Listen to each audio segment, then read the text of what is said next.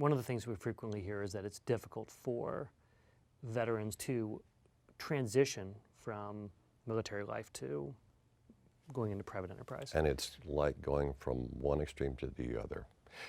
The military is a very organized, very disciplined culture with strong traditions. I mean, traditions that rise to the level of lore, whether it's don't give up the ship or leave no one behind.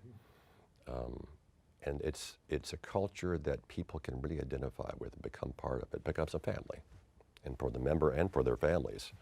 And the members are not the only ones who are in the military. Their families absolutely are part of that effective culture.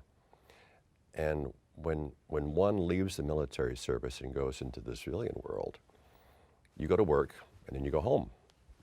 And you don't often have that same feeling of belonging, of family. You may or may not congregate and gather with them and see each other socially.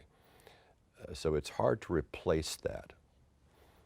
There are ways to do it, and there are also a lot of variances in how things are done. In the military, there's the right way, the wrong way, and the Navy way or the Army way, pick it. But in the civilian world, there are a lot of ways to do something. And I saw that going from being a fighter pilot in the Air Force to becoming an airline pilot in civilian aviation. The fighter pilot life, the Air Force piloting, is very disciplined. There's a protocol, a checklist for everything. There's a specific way to accomplish almost every task.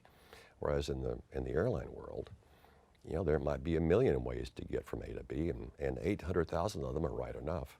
Now that's begun to change a little bit. I mean, there's a lot of things that we really are specifically required to do, but it's still a lot less rigid than the military. So it just takes a change in one's mindset to be more flexible. So that's the advice you give, flexibility?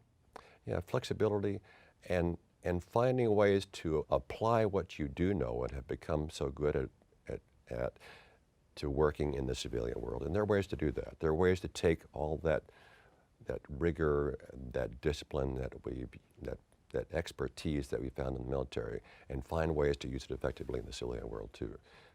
And is there advice you would give to employers? Absolutely. Having someone with a military background is a huge resource in so many ways in terms of their diligence, their discipline, the leadership skills that they've developed, the deep and abiding understanding that just good enough isn't, that you need to constantly be learning and striving for excellence. All those kinds of the military ethos have great applicability to the civilian world.